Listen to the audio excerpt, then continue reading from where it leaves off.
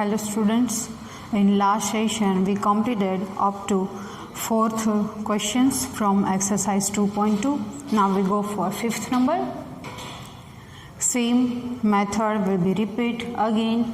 In first question we have to find zeros, and in next question we need to verify relationship between the zeros and the coefficients. 5th number, the polynomial is given in variable t. Given polynomial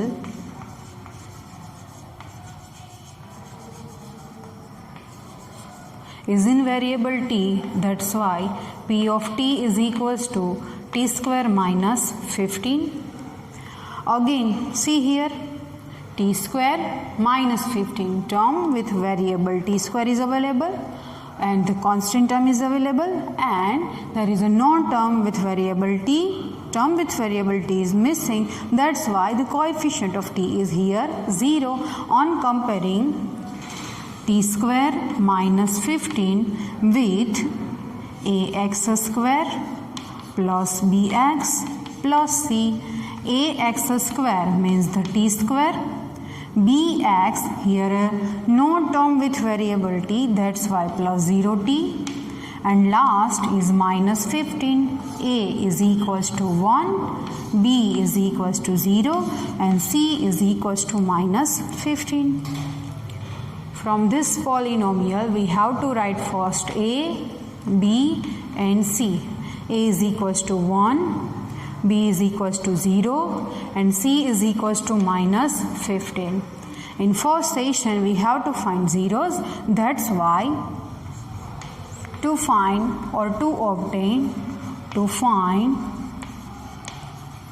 the zeros of given polynomial,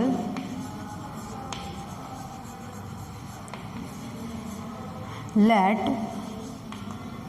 p of polynomial is in variable t, that's why p of t is equals to 0. Here the p of t is equals to t square minus 15 is equals to 0. Here again we can't apply splitting the middle term method. Here we are using here the one identity. Identity is a square minus b square. The factorization of a square minus b square, there are two factors, a minus b in first bracket, a plus b in another bracket.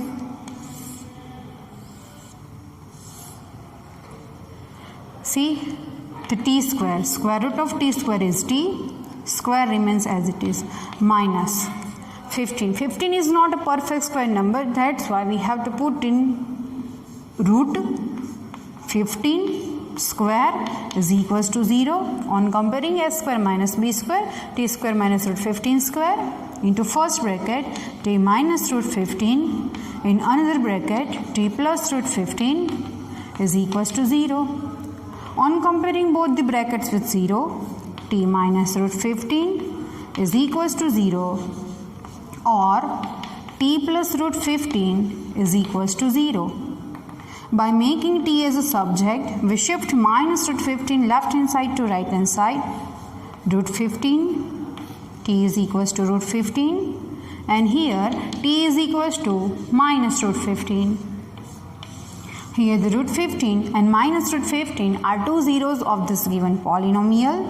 Therefore, root 15 and minus root 15 are the zeros of given quadratic polynomial.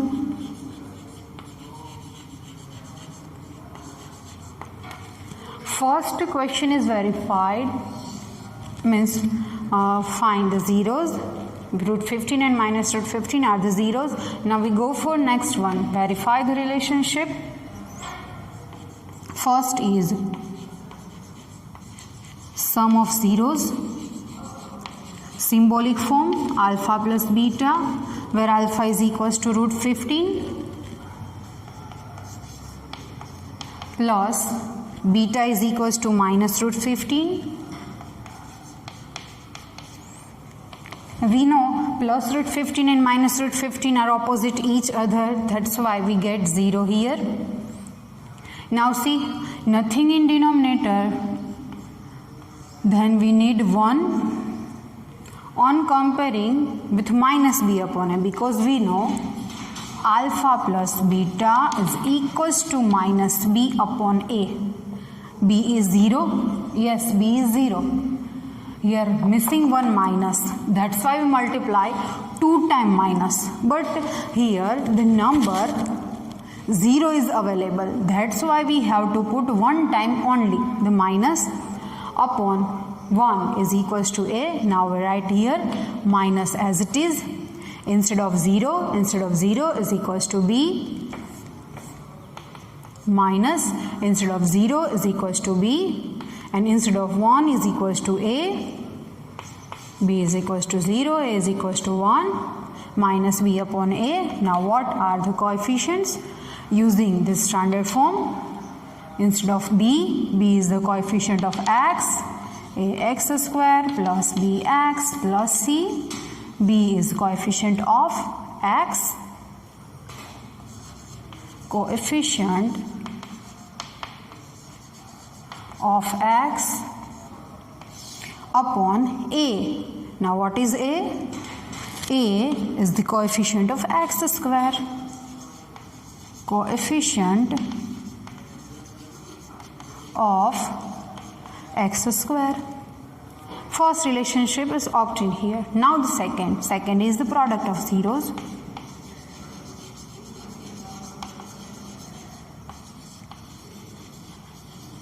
Is equals to alpha into beta. When alpha is root 15 and beta is minus root 15, root 15 multiply with minus root 15. Root 15 multiply with minus root 15 gives minus 15. Again nothing in denominator, then we have to put 1 in denominator. On comparing alpha into beta with c upon a, because alpha into beta is equals to c upon a, numerator minus 15 is equals to c. Yes, it is c, and denominator 1 is equals to a, is equals to c upon a. But c is the constant term and a is the coefficient of x square. Constant term upon coefficient of x square. The sum is done here.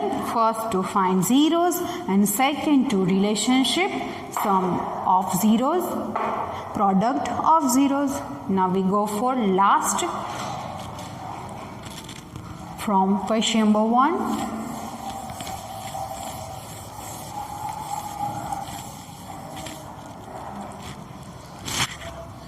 Given a simple standard formed quadratic polynomial, given quadratic polynomial p of x is equals to 3x square minus x minus 4. Here all terms are available here, that's why a is equals to 3, b is equals to minus 1 and c is equals to minus 4. To find the zeros, let us take p of x is equals to 0. To obtain or to find the zeros of given quadratic polynomial, let p of x is equals to 0, where p of x is equals to 3x square minus x minus 4 is equals to 0. In this polynomial, to factorizing, we need to use here splitting the middle term method. See, the first and last term are in opposite signs. That's why we are using here subtraction. Coefficient of x square is 3 and the constant term is minus 4, but ignore minus at that time. 3 4s are 12. Find the factors of 12 whose subtraction is 1 and whose multiplication is 12. Again 3 4s are or 4 3s are. 4 3s are 12 and 4 minus 3 is equals to 1. 3x square. First part is 4x and the second part is 3x minus 4 is equals to 0. Now from 4x and 3x, 4x is greater, then give the sign of actual middle term minus and plus to another pair of first two term and pair of last two term. From first two terms, x is common. Remaining into the bracket 3x minus 4 plus 1 is common into bracket 3x minus 4 is equals to 0. Both brackets are equal, then write it one time only into next bracket x plus 1 is equals to 0. On comparing both the bracket with 0, we get 3x minus 4 is equals to 0 or x plus 1 is equals to 0. Now we need to find values of x, means the zeros of the polynomials. 3x as it is. Shift minus from left hand side to right hand side gives plus 4. Then value of x is equals to 4 upon 3. 4 upon 3 is 1 0 of given polynomial. From x plus 1 is shifted left hand side to right hand side becomes minus 1. The second 0 is minus 1. Therefore 4 upon 3 and minus 1 are zeros of given quadratic polynomial. The zeros are done here. Now the second, verifying relations between the zeros and the coefficient. First relation is sum of zeros is equals to alpha plus beta. Now we know what is alpha and what is beta. 4 upon 3 is alpha and minus 1 is beta.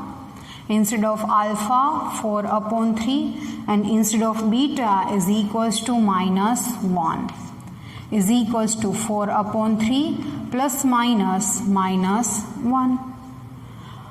By taking LCM, 3 is our LCM, 4 remains as it is, 3 1s are 3. 4 minus 3 is equals to 1 upon 3. Now see here, we know alpha plus beta is equals to minus b upon a. Minus is missing here, that's why we multiply 2 times minus in numerator. 1 minus outside and 1 minus is inside this bracket. Minus of minus 1 upon 3. Outside minus remains as it is. Into bracket minus 1 is b upon 3 is equals to a is equals to minus.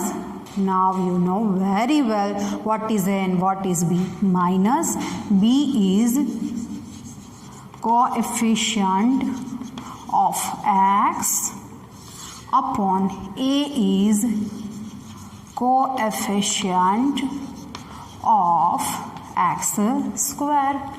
The first relationship is verified here. Now the second, which is product of zeros.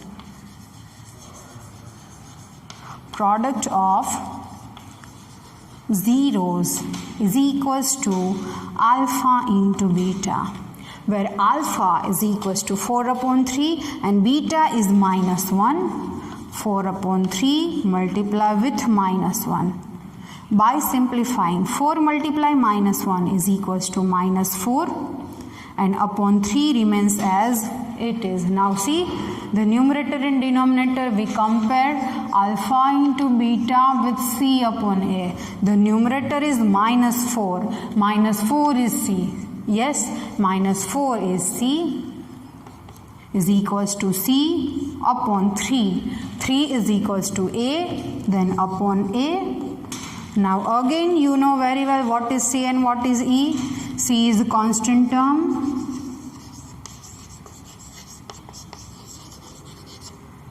Upon a is coefficient of x square.